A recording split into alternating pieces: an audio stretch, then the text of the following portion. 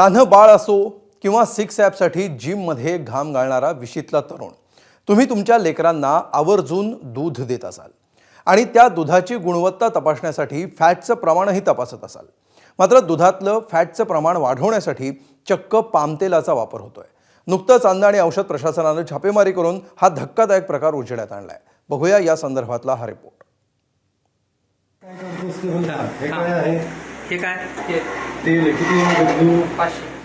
अर्धा लिटर पामतेल घ्यायचं,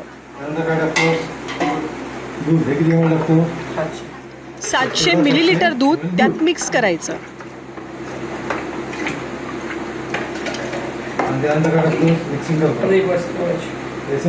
त्यानंतर या दोन्ही गोष्टी मिक्सरला लावायच्या.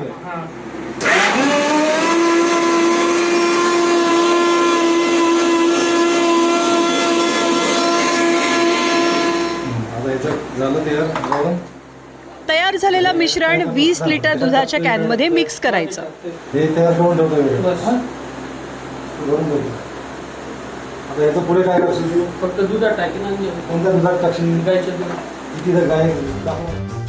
ही होती दुधातलं फॅट वाढवण्यासाठी केल्या जाणाऱ्या भेसळीची रेसिपी.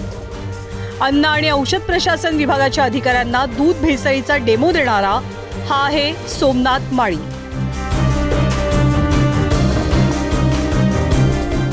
जळगावच्या धरणगाव तालुक्यात त्यानं मलाईदार दूध विक्रीचा धंदा सुरू केलेला. मात्र त्या दुधातली मलाई तयार व्हायची ती पाम तेलापासून.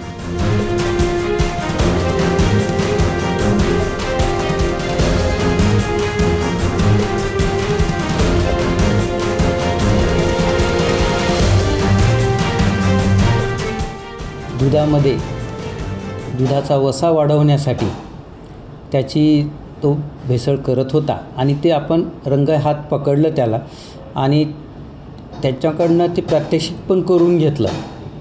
अशा रीतीनं तो गाईच्या दुधामध्ये हा वसा वाढवलेला जो खाद्यतेल वापरून तयार केलेला जो दूध आहे तो प्रत्येक कॅनमध्ये ॲड करून त्याचा वसा मेंटेन करायचा आणि ते दूध तो हळूहळू मार्केटमध्ये तो विकायचा.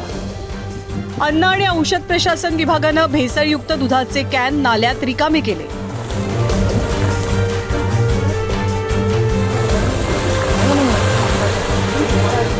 मात्र आरोपी सोमनाथ माळी लघुशंकेचं कारण देऊन पसार झाला. धक्कादायक बाब म्हणजे गेल्या वर्षी सुद्धा या सोमनाथ माळीला दूध भेसळ प्रकरणात अटक झाली होती. पण जामिनावर सुटल्यानंतर त्यानं पुन्हा एकदा दूध भेसळीचा धंदा सुरू केला.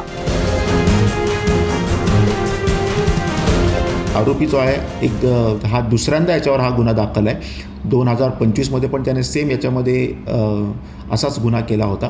त्याच्यामुळे आम्ही आता त्याला तात्काळ अटक करण्याची प्रक्रिया करत आहोत आणि त्याचा जो पहिला बेल होता तो देखील आम्ही कॅन्सल करणार आहोत. कधी पाम तेल, कधी युरिया तर कधी साबण.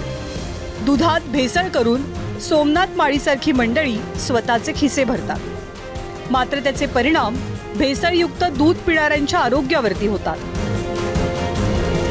दूध ही दररोज लागणारी गोष्ट आहे आणि कायमच लागत राहते. तर असे भेसळयुक्त दूध जर आपण जास्त दिवस कन्झ्युम केलं तर त्याच्यामुळे शरीरामध्ये बॅड कोलेस्टेरॉल वाढतं आणि त्यामुळे हार्टचे आजार सुद्धा होण्याचा धोका संभवतो.